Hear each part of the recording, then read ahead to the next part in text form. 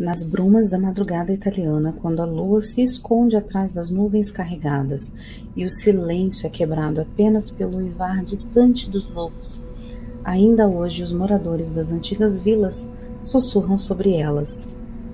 Le streghe. Bem-vindos a mais um episódio onde exploramos os cantos mais sombrios da história italiana. Aqui é a Itália Misteriosa e hoje nós vamos mergulhar nas profundezas de uma tradição que aterrorizou a Península Itálica por séculos. Não estamos falando das bruxas dos contos de fadas ou das representações românticas do cinema moderno. Estamos falando de mulheres que foram acusadas dos mais terríveis crimes, pactos com o demônio, sacrifícios infantis, rituais que faziam o sangue gelar nas veias dos mais corajosos. Esta é uma história real, uma história de superstição, medo, tortura e morte.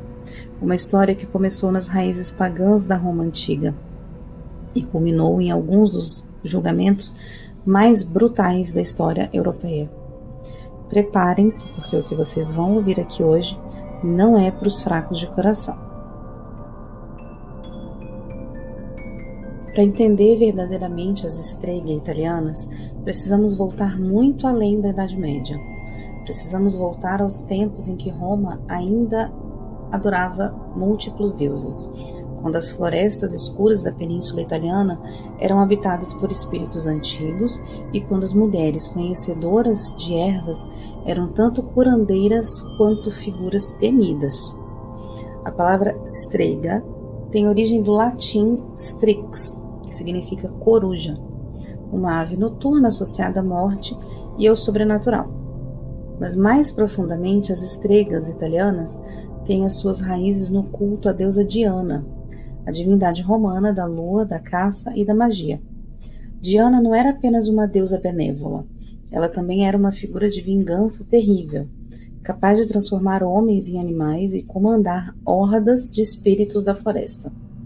Quando o cristianismo começou a se espalhar pelo Império Romano, esses cultos pagãos não simplesmente desapareceram, eles se esconderam, se adaptaram, se misturaram com as superstições locais. E é aí que a história se torna verdadeiramente sombria.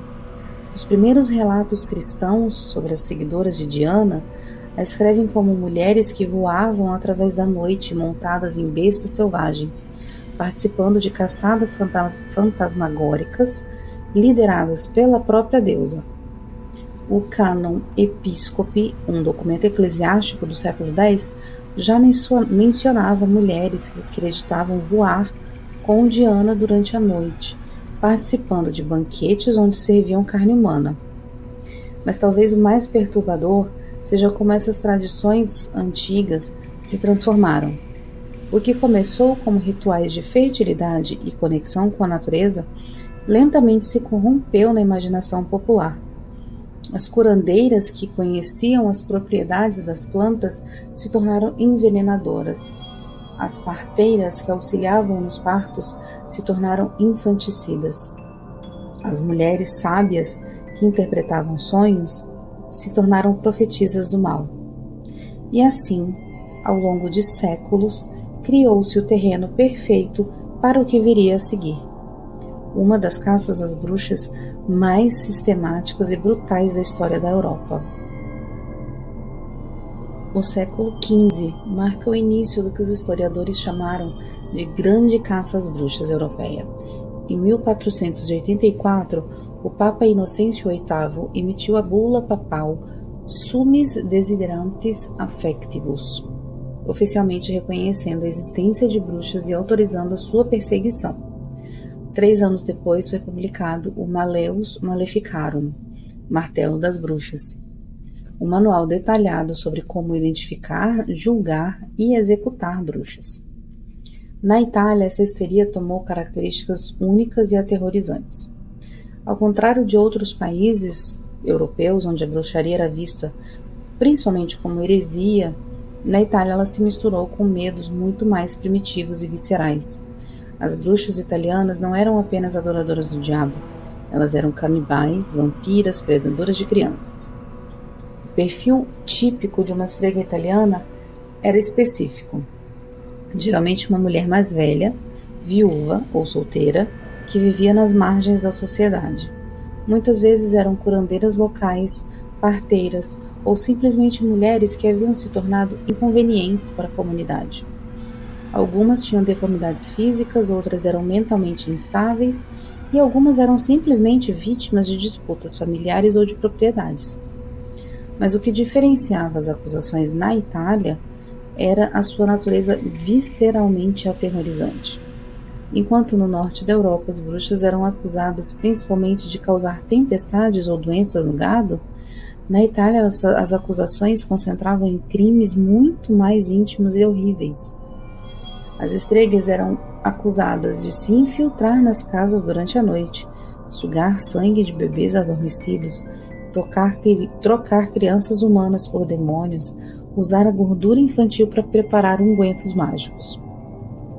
Elas supostamente podiam se transformar em gatos, corujas ou morcegos para entrar nas casas sem serem detectadas.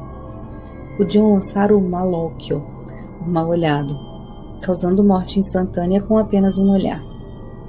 Mas talvez o mais terrível de tudo fosse a acusação de que participavam de rituais coletivos, onde o canibalismo não apenas era praticado, mas celebrado. Segundo as confissões obtidas sob tortura, as bruxas se reuniam em locais específicos, sempre lugares isolados, como ruínas antigas, cemitérios ou, mais famosamente, sob certas árvores consideradas amaldiçoadas. E é aí que a nossa história se concentra em dois locais específicos que se tornaram sinônimos de terror na tradição italiana: a pequena vila de Triora, na região da Ligúria, e Benevento, na Campânia. Duas localidades que ainda hoje carregam as marcas sangrentas daqueles tempos sombrios. Imaginem uma vila medieval encravada nas montanhas da Ligúria, suas casas de pedras agarradas às encostas como garras desesperadas. Triora, hoje uma atração turística pitoresca, foi palco de um dos julgamentos de bruxaria mais documentados e brutais da história italiana. Era o ano de 1587 quando a tragédia começou. A região havia sido devastada por uma fome terrível. As colheitas haviam falhado repetidamente, o gado morria de doenças misteriosas e crianças nasciam mortas ou deformadas. Em uma época onde ciência e superstição caminhavam lado a lado, a explicação mais óbvia para os habitantes locais era uma só: a bruxaria.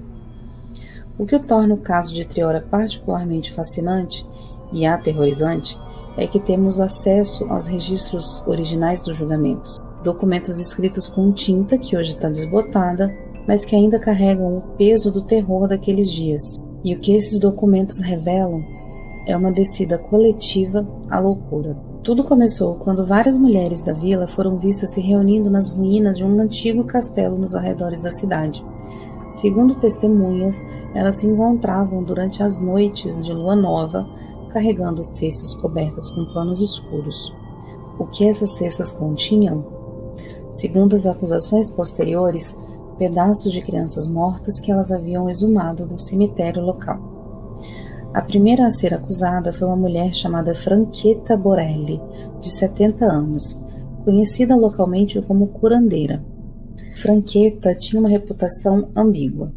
Algumas pessoas a procuravam para tratamentos de doenças e outras a evitavam, sussurrando que ela tinha o poder de lançar maldições. Quando a fome atingiu Triora, todas as suspeitas se voltaram para ela. O interrogatório de Franchetta durou 3 dias. Os métodos utilizados foram os padrões da época: privação de sono, tortura com cordas e pesos, queimaduras com ferro quente. No 3º dia, quebrada pela dor e pelo medo, ela confessou, mas sua confissão foi além do que os inquisidores esperavam. Franchetta não apenas admitiu ser uma bruxa, mas implicou outras 13 mulheres da vila. Segundo ela, todas se reuniam regularmente no Piano della Nava, uma clareira isolada nas montanhas onde participavam de rituais que faziam o sangue gelar. Ela descreveu como desenterravam corpos de crianças recém-falecidas, como ferviam a carne em caldeirões gigantescos e como untavam seus corpos com a gordura obtida.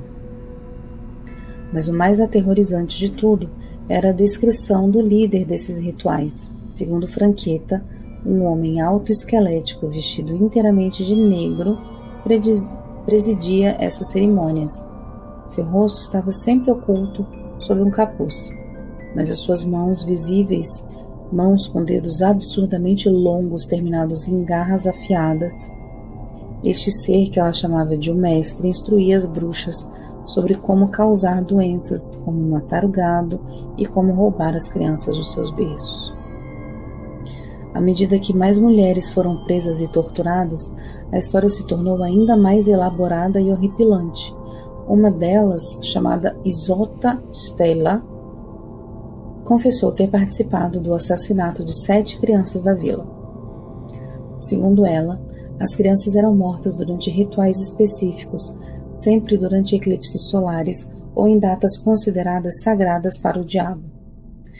O método de assassinato descrito por Isota era particularmente cruel. As crianças eram sequestradas de suas casas durante a noite, levadas para a clareira, onde foram forçadas a beber uma poção que as deixava paralisadas, mas conscientes. Em seguida, enquanto ainda estavam vivas, tinham seus corações removidos com facas cerimoniais. O sangue era coletado em taças feitas de crânios humanos e a carne era dividida entre as participantes do ritual. Quando os julgamentos de Triora foram finalmente terminados, em 1589, 14 mulheres haviam sido executadas e outras 20 haviam morrido na prisão devido às torturas. Mas o mais perturbador é que, segundo os registros históricos, a fome e as doenças que assolavam a região não cessaram com as execuções. Hoje, Triora abraçou a sua história sombria. O Museu Etnográfico e da Bruxaria exibe instrumentos de torturas originais, documentos dos julgamentos e reconstituições dos rituais supostamente praticados pelas bruxas. Mas os moradores mais antigos da vila ainda falam em sussurros sobre vozes que ecoam nas ruínas do castelo durante noites de tempestade e sombras que dançam no piano della Nava, quando a lua está escura. Se Triora representa o terror rural e primitivo da bruxaria italiana, Benevento representa algo muito mais sofisticado e talvez por isso ainda mais aterrorizante. Essa cidade da campanha, localizada entre Roma e Nápoles, tem uma história com a bruxaria que se estende por mais de 1000 anos, tornando-se conhecida em toda a Europa como a verdadeira capital das bruxas italianas. A lenda central de Benevento gira em torno de uma única árvore, a Nogueira de Benevento. Essa não é uma árvore comum.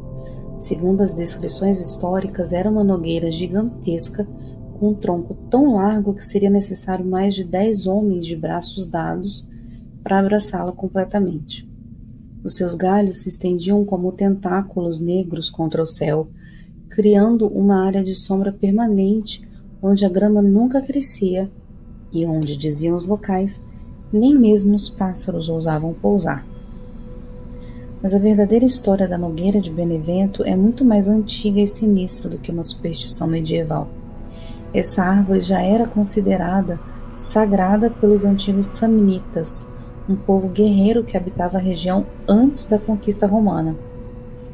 Para os samnitas, a árvore era um portal entre o mundo dos vivos e o mundo dos mortos, um lugar onde sacrifícios humanos eram oferecidos aos deuses da guerra. Quando os romanos conquistaram a região, a árvore manteve sua reputação sombria.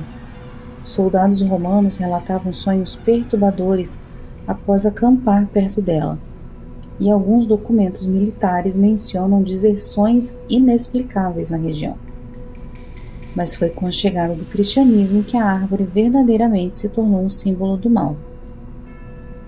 Os primeiros cronistas cristãos da região, escrevendo no século VI, já mencionavam mulheres que se reuniam sob a nogueira para práticas contrárias à natureza de Deus. São Paulo Diácono, historiador lombardo, escreveu sobre mulheres possessas que dançam nuas ao redor da árvore amaldiçoada, untando seus corpos com gordura de cristãos mortos. Mas é durante a Idade Média que as lendas sobre a Nogueira de Benevento atingem seu auge de horror.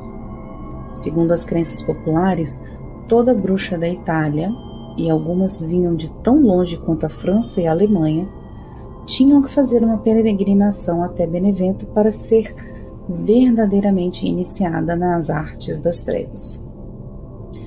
O ritual de iniciação, conforme descrito em dezenas de confissões obtidas durante os julgamentos dos séculos XVI e XVII, era uma crueldade indescritível. A aspirante a bruxa chegava a Benevento durante a lua nova, quando a escuridão era completa. Na floresta, ao redor da nogueira, ela era recebida por bruxas veteranas que a conduziam através de uma série de testes. O primeiro teste envolvia o sacrifício de uma criança, preferencialmente um bebê não batizado, que a própria candidata deveria trazer. A criança era morta em uma cerimônia com uma faca feita de ferro negro. Seu sangue era coletado em uma taça feita de crânio de um suicida. A candidata então deveria beber este sangue enquanto jurava lealdade ao demônio. O segundo teste era ainda mais perturbador. A candidata deveria renunciar publicamente a Cristo, cuspir em um crucifixo e depois participar de uma orgia ritual, onde se acasalava com demônios que assumiam formas animalescas: cabras, serpentes, morcegos gigantescos. O ato sexual com essas criaturas supostamente concedia à nova bruxa seus poderes sobrenaturais. O teste final era a preparação do unguento voador, uma pomada mágica que permitiria à bruxa a voar pelos céus noturnos.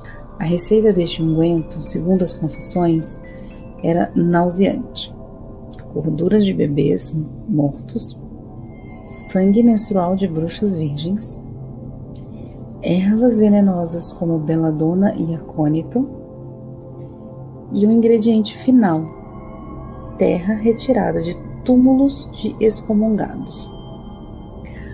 Uma vez untada com essa mistura, a nova bruxa supostamente ganhava a capacidade de se transformar em animais, voar através da noite e participar dos grandes sabates que aconteciam sob a nogueira a cada lua nova.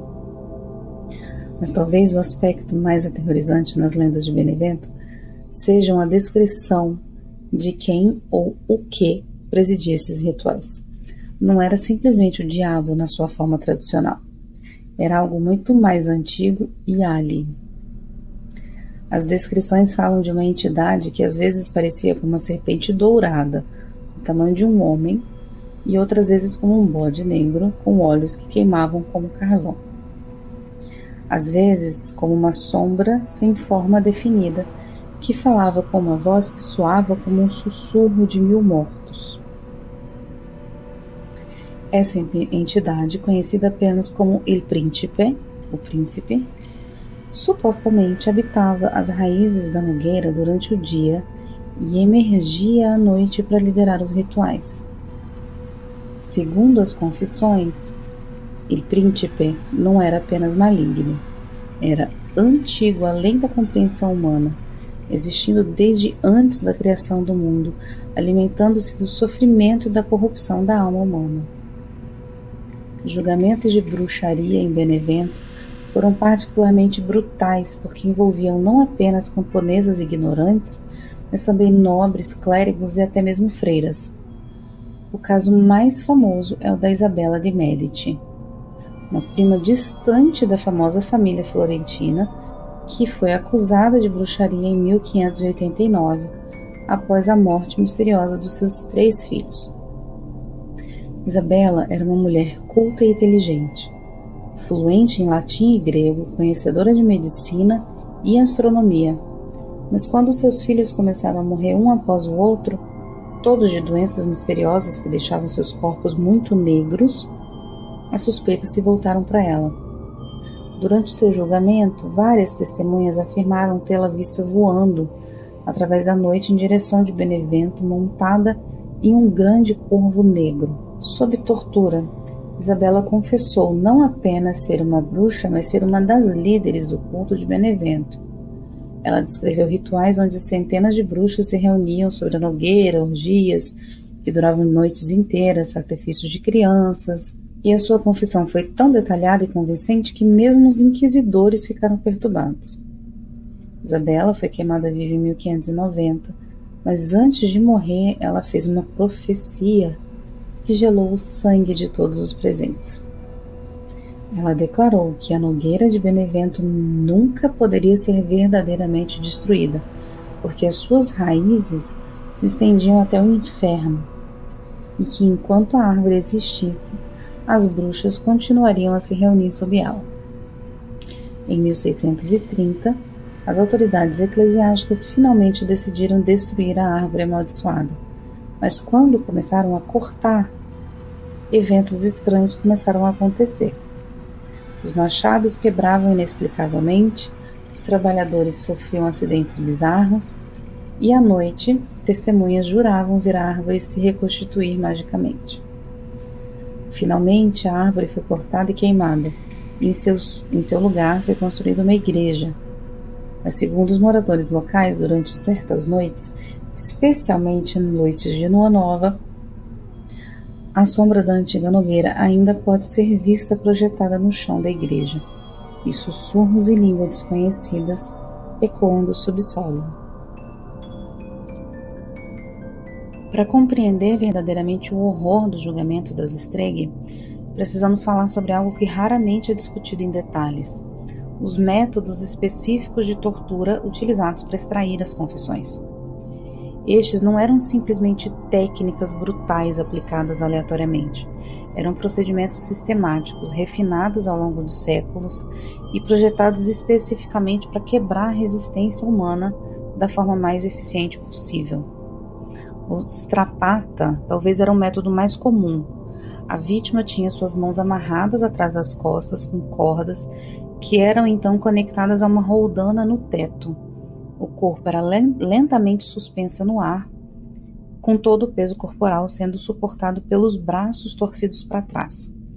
Para intensificar o sofrimento, pesos de ferro eram amarrados aos pés das vítimas. O resultado era o deslocamento doloroso dos ombros, cotovelos e pulsos, causando uma agonia indescritível. Eu vou descrever aqui alguns dos outros métodos, mas se isso é um gatilho para você, eu te peço que pule esse pedaço do vídeo, porque realmente são métodos terríveis de tortura. O horror maior da strapata não era só a dor física, era o tempo que elas ficavam ali, deixadas suspensas por horas e às vezes por dias inteiros. Durante esse período, elas eram interrogadas constantemente pelos inquisidores e eles se revezavam para fazer questionamentos para nunca parar de perguntar coisas para elas. Então essa combinação de dor extrema, exaustão, privação de sono, criava um estado de alterado de consciência, onde a realidade e a fantasia elas se misturam. A pessoa já não entende mais o que está acontecendo, ela não consegue compreender, né, o que é realidade, o que é coisa da cabeça dela. O tormento da água era um outro tipo favorito de tortura dos inquisidores italianos. A vítima era amarrada numa mesa, inclinada, com a cabeça posicionada mais baixo do que os pés, e colocavam um funil na boca dela. E eles colocavam lentamente e constantemente água versando dentro desse funil. A sensação era de afogamento prolongado. O corpo lutava desesperadamente por ar enquanto a água enchia os pulmões, mas nunca o suficiente para causar a morte real. Era um estado de agonia permanente entre a vida e a morte. Durante o tormento da água, os inquisidores faziam perguntas específicas sobre os rituais de bruxaria. E como a vítima não podia falar, porque estava com o funil e a água na boca, ela tinha que responder através de gestos, com a cabeça. Um aceno afirmativo fazia com que eles parassem temporariamente a tortura e permitiam que a vítima falasse. Mas qualquer resposta negativa, eles voltavam a colocar mais água e continuavam aquele tormento. O strappato dei piedi focava principalmente nos pés das vítimas. Os pés eram untados com gordura animal e depois expostos a brasas ardentes. À medida que a gordura esquentava, a pele ia literalmente cozinhando. O cheiro de carne queimada enchia a sala do interrogatório e o sofrimento era tão intenso que muitas vítimas perdiam a consciência. Quando isso acontecia, água fria era jogada sobre elas para garantir que elas não desmaiassem e pudessem continuar o processo. O mais devastador talvez fosse a vigília. As acusadas eram colocadas em celas especiais onde não podiam se deitar e nem se sentar confortavelmente, enquanto guardas se revezavam para garantir que elas não dormissem. Eles cutucavam elas com varas pontiagudas sempre que elas começavam a cochilar. Após 3 ou 4 dias sem sono, a mente humana começava a se desintegrar. As alucinações começavam primeiro. As vítimas viam demônios nas sombras, ouviam vozes inexistentes, conversavam com pessoas que não estavam lá e em seguida vinha a paranoia extrema. Elas acreditavam que todos ao seu redor eram demônios disfarçados e que suas próprias memórias haviam sido alteradas, que a própria realidade não era confiável. É nesse estado de completa vulnerabilidade psicológica que os inquisidores faziam suas perguntas mais específicas. Você participou de sabá sob a nogueira de Benevento?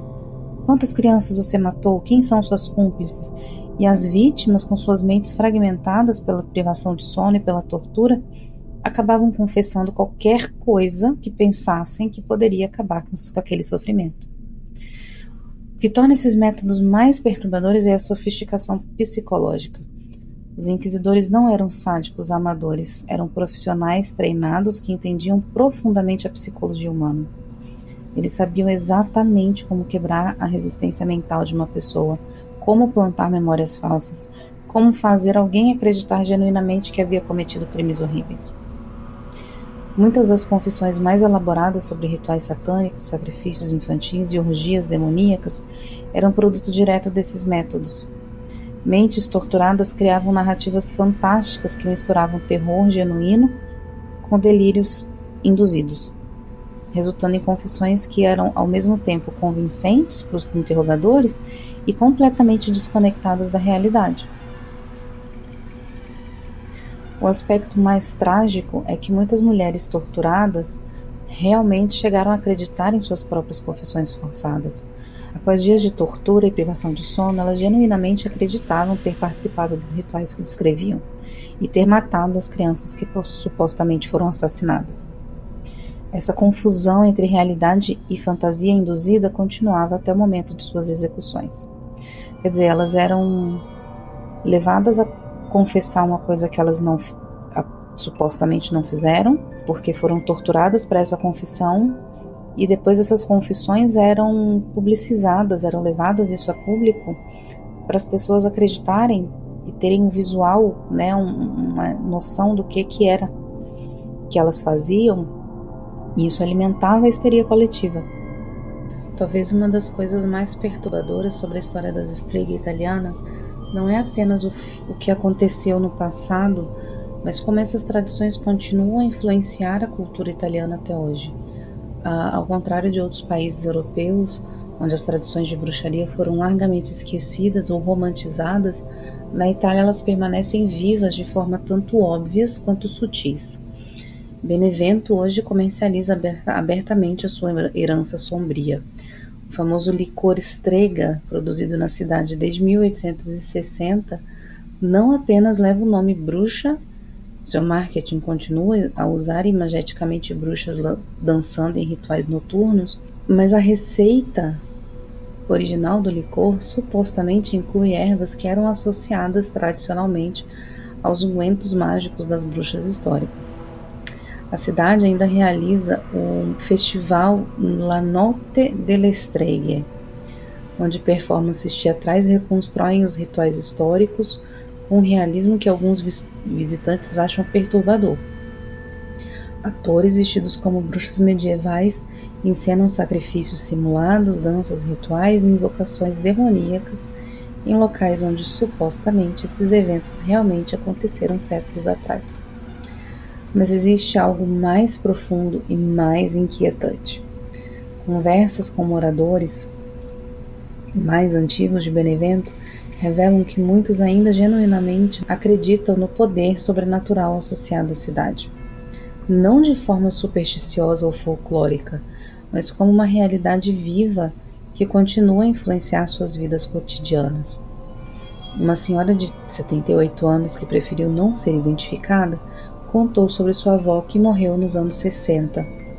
Segundo ela, a avó ainda praticava rituais que havia sido transmitido através de gerações, incluindo a preparação de ungüentos com ervas específicas coletadas apenas durante certas fases da lua. Mais perturbador ainda, ela afirmou que esses ungüentos realmente funcionam, curando doenças que médicos modernos não conseguiam tratar. Em Triora, a situação é similar, mas talvez ainda mais intensa. O Museu da Bruxaria não é apenas uma atração turística, é também um centro de pesquisa acadêmica onde historiadores tentam separar fato de ficção nos antigos julgamentos. Mas o que eles têm descoberto é que a linha entre essas duas coisas é muito mais borrada do que inicialmente pensavam. Documentos recentemente descobertos nos arquivos da cidade sugerem que algumas das mulheres executadas como bruxas realmente praticavam rituais que, embora não fossem sobrenaturais, eram definitivamente perturbadores. Receitas encontradas em casas abandonadas incluem ingredientes que hoje sabemos serem altamente tóxicos ou alucinógenos, sugerindo que algumas das bruxas de Triora realmente possuíam conhecimentos perigosos sobre plantas e venenos. Mais inquietante ainda são os relatos modernos. Durante os últimos 50 anos, várias pessoas desapareceram misteriosamente na região ao redor de Triora. Excursionistas que saíram para caminhadas matinais e nunca retornaram. Caçadores encontrados dias depois em estado de choque completo, incapazes de explicarem onde estiveram ou o que aconteceu. Alguns pesquisadores sugerem que esses fenômenos podem ser explicados por gases naturais emanando do solo da região, criando alucinações coletivas. Outros propõem que a história traumática do local criou uma espécie de memória psíquica que continua a influenciar visitantes sensíveis. Depois de mergulhar tão profundamente nas lendas sombrias das Estrela, surge uma pequena e inevitável pergunta: o que realmente aconteceu? Quanto dessas histórias aterrorizantes tem base na realidade histórica e quanto é produto da histeria coletiva, tortura e superstição? A história é mais complexa e perturbadora do que poderíamos imaginar. Pesquisas modernas revelam que, embora a maioria das acusações de bruxaria fossem infundadas, existiam realmente grupos de mulheres na Itália medieval e renascentista que praticavam rituais secretos derivados de tradições pagãs antigas. Esses rituais não envolviam poderes sobrenaturais, mas eram definitivamente subversivos e, pelos padrões da época, profundamente perturbadores. Análises de restos arqueológicos em locais associados às bruxarias revelaram evidências de prática que, embora não mágicas, sejam genuinamente macabras. Ossos humanos processados de maneiras específicas, caldeirões contendo misturas de substâncias orgânicas, incluindo gordura humana, e instrumentos rituais feitos de materiais que só poderiam ter origem em corpos humanos. O que parece ter acontecido é que tradições pagãs relacionadas à morte e ao renascimento, que originalmente eram ritos de fertilidade e conexão com ancestrais, se corromperam ao longo dos séculos de perseguição religiosa. Forçadas à clandestinidade, essas práticas se tornaram cada vez mais extremas e, em alguns casos, genuinamente perigosas.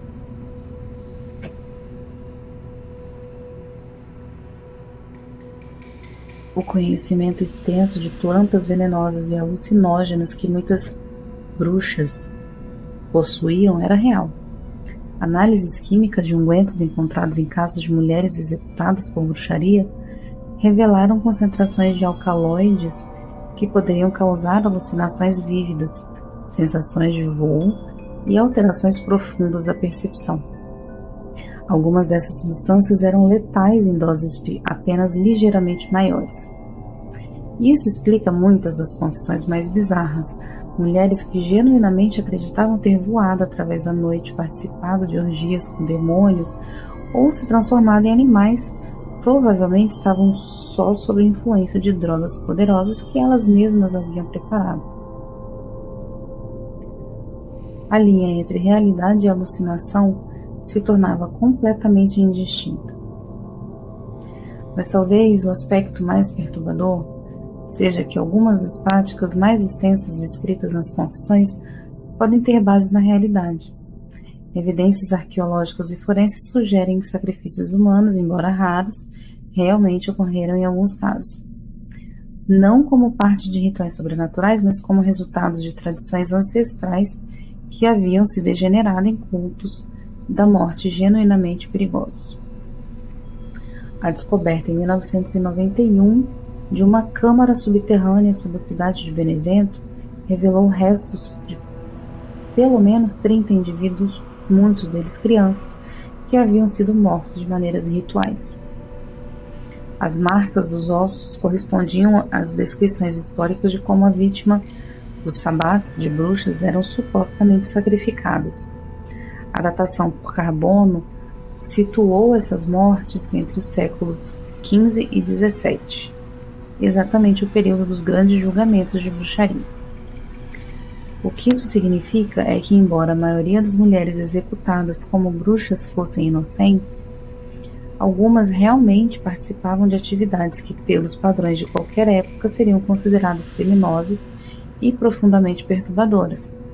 A tragédia é que o sistema de julgamento da época era incapaz de distinguir entre vítimas inocentes e participantes genuínas de cultos perigosos. E enquanto chegamos ao fim dessa jornada através dos cantos mais sombrios da tradição italiana, uma verdade inquietante emerge. As streghe nunca realmente desapareceram. Elas simplesmente se adaptaram, evoluíram, se esconderam nas sombras da modernidade. Hoje, enquanto visitantes fazem selfies em Triora e compram souvenirs de bruxas em Benevento, pouco compreendem que estão caminhando sobre o solo.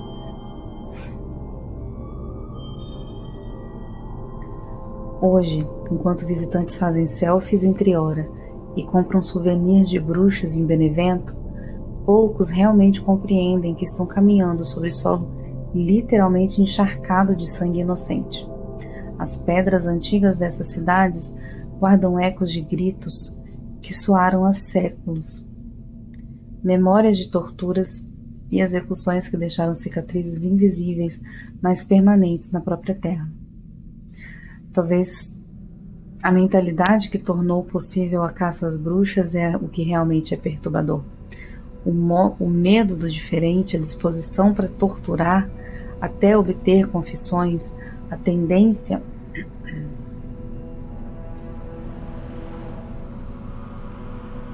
mas talvez a mentalidade que tornou possível a caça às bruxas é o que realmente perturba. O medo do diferente, a disposição para torturar até obter as confissões, a tendência de criar bodes expiatórios para problemas sociais complexos. Nunca realmente desapareceu da natureza humana nada disso. Ela apenas mudou de forma, encontrou novos alvos, inventou novas justificativas. As mulheres queimadas como bruxas na Itália eram na sua maioria viúvas pobres, curandeiras que competiam com médicos estabelecidos, mulheres que haviam herdado propriedades que outros cobiçavam, ou simplesmente indivíduos que não se conformavam às expectativas sociais, rígidas.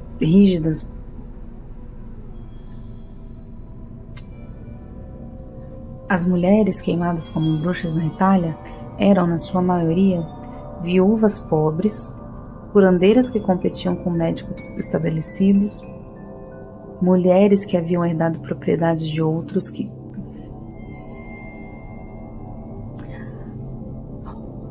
As mulheres queimadas como bruxas na Itália eram, em sua maioria, viúvas pobres, curandeiras que competiam com médicos estabelecidos, mulheres que haviam herdado propriedades que outros cobiçavam, ou simplesmente indivíduos que não se conformavam com as expectativas sociais rígidas daquela época.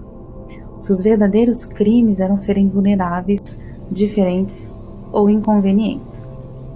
Quando caminhamos pelas ruas estreitas de Triora ao anoitecer e observamos as sombras se alongarem sobre as ruínas do castelo onde as supostas bruxas se reuniam, ou quando sentimos o ar frio que desce das montanhas da Ligúria, não estamos apenas fazendo turismo histórico.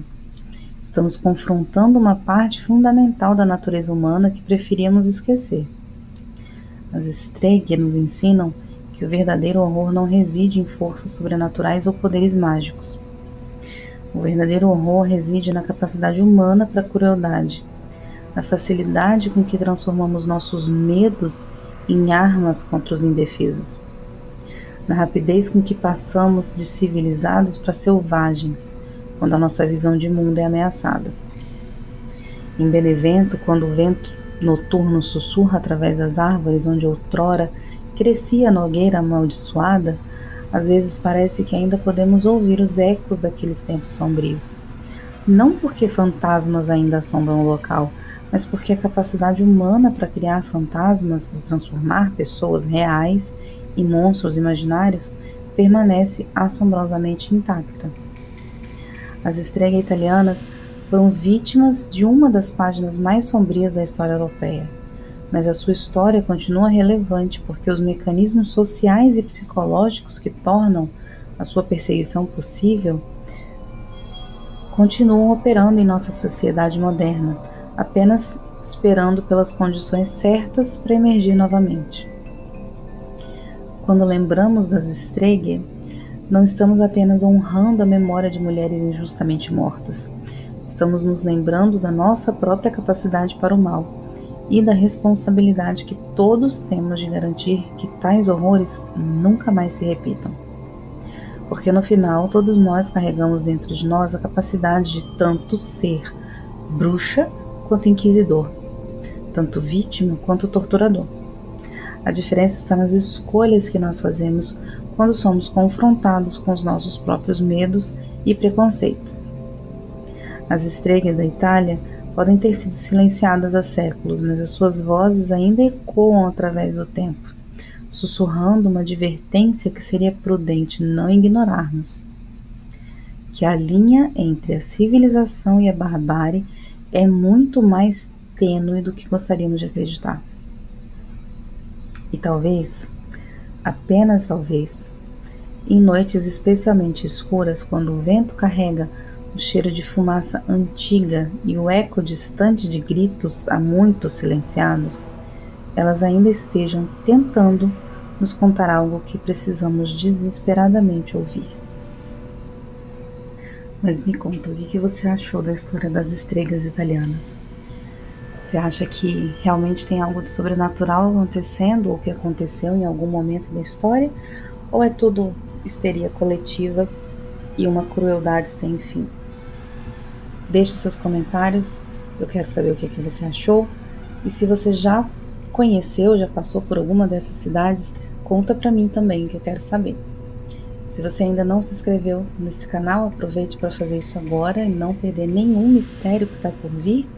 Até o próximo vídeo e lembre-se, os mistérios nunca morrem, eles apenas esperam para serem descobertos.